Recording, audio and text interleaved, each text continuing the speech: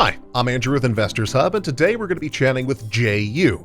He's a longtime trader, and he's written tons of articles for lots and lots of different websites, and he's going to be chatting with us about some SPACs to watch. If you like the content, be sure to like, comment, and subscribe. It helps the channel grow, and we're going to get some chapter points up next, then we'll hear from Jay.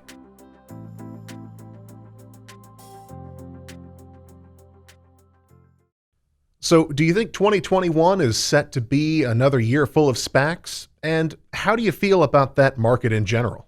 Absolutely. I mean, that's the big thing now. I got to say that, the most successful SPAC to date I believe we talked about it last time, QuantumScape, and they do the lithium metal batteries, but they're not expected to have revenues or working full battery until 2025. So after we spoke, QuantumScape went from, I think it was probably trading in the 70s, up from the 30s, just like a few weeks before that, and went as high as $132. And then 200 and some 90 something million shares were registered, along with 6.5 million in warrants from the insiders that are getting ready to sell, and it collapsed. It collapsed from 132 down to 47.50. In fact, this is last Monday, it dropped 40%. That is at first QuantumScape was, it was the ideal SPAC, the best result you could get buying into a SPAC, and then it became a cautionary.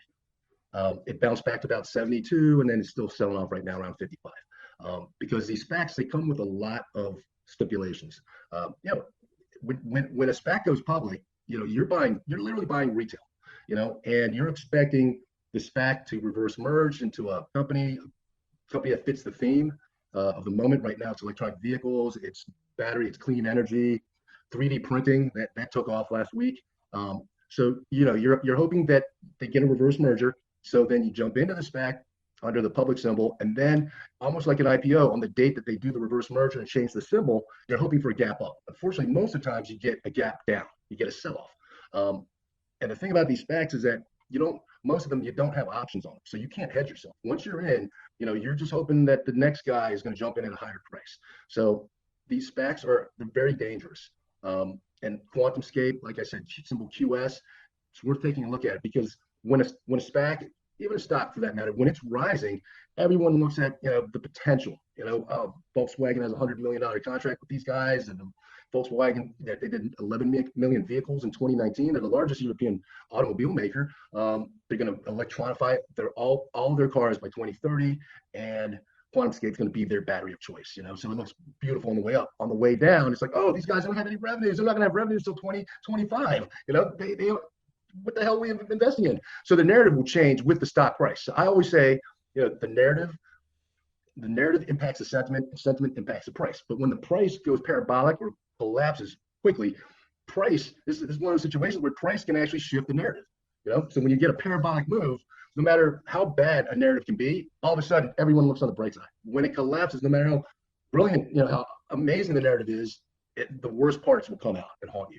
So going into 2021, you're going to have a lot more SPACs coming out. A lot of these SPACs, the really scary ones are the ones they go public, and granted, you have managers, managers with reputations like Bill Ackman, it's a person Square SPAC, and he's got a great track record, but it is a blank check company.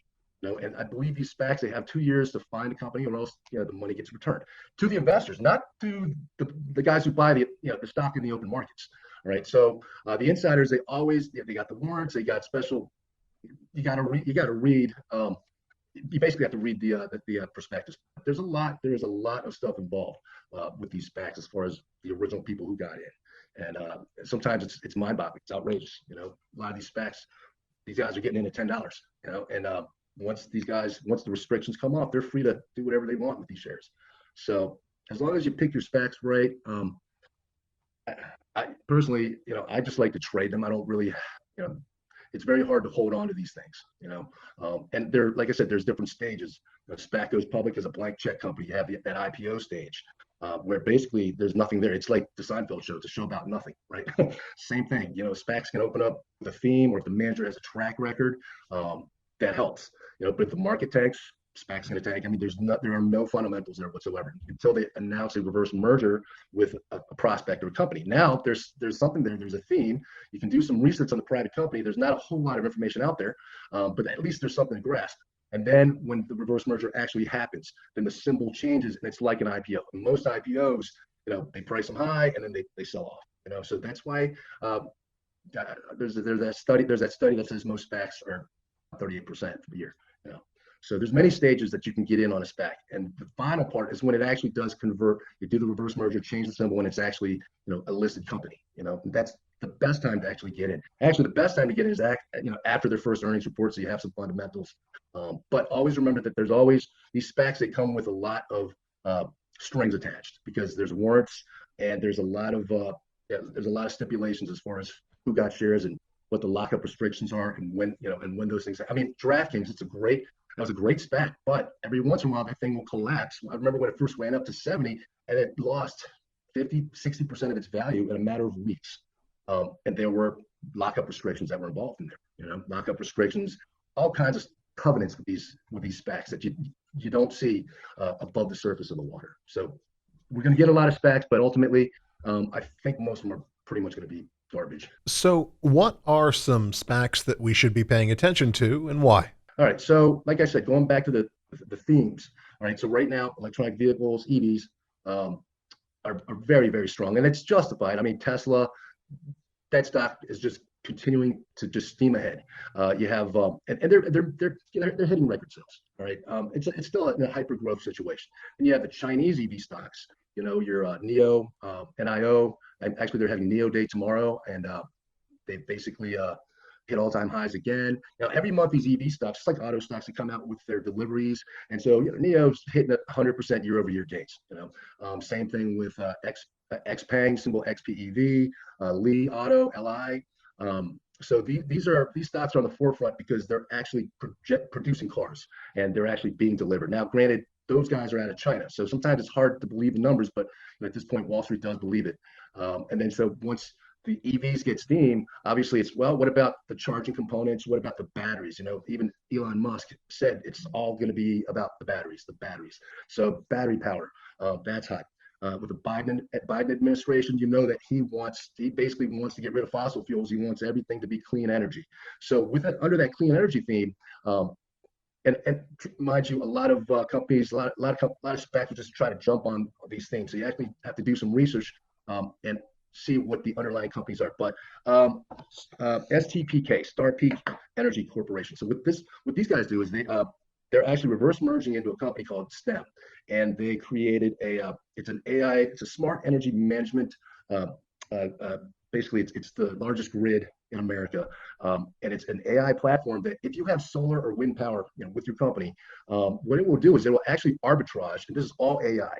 It will arbitrage between whether regular electricity is cheaper than solar, and if regular electricity is cheaper, it will automatically have your company be using the regular energy. It'll store up the solar energy, and then it will actually resell it for you. I mean, the platform is amazing. It can actually produce an extra revenue stream for companies that may have a ton of solar panels, on their warehouses or whatever. So it's amazing. It's smart energy management. These guys have let's see, they've contracted with 40 different utilities in California. They're the largest grid. They're connected to the grid. They're the largest clean energy grid in California. Well, they say the world, but mostly it's out of California. But if you think about it, California is pretty much warm year round, so I think they'd be a little hesitant, I guess, in the colder climates or where it's cloudy all the time. But so this is a very interesting company, very interesting play. And they're going to reverse merge in the first quarter of this year, right? And they're going to change their symbol once that happens. So you got to be aware of that.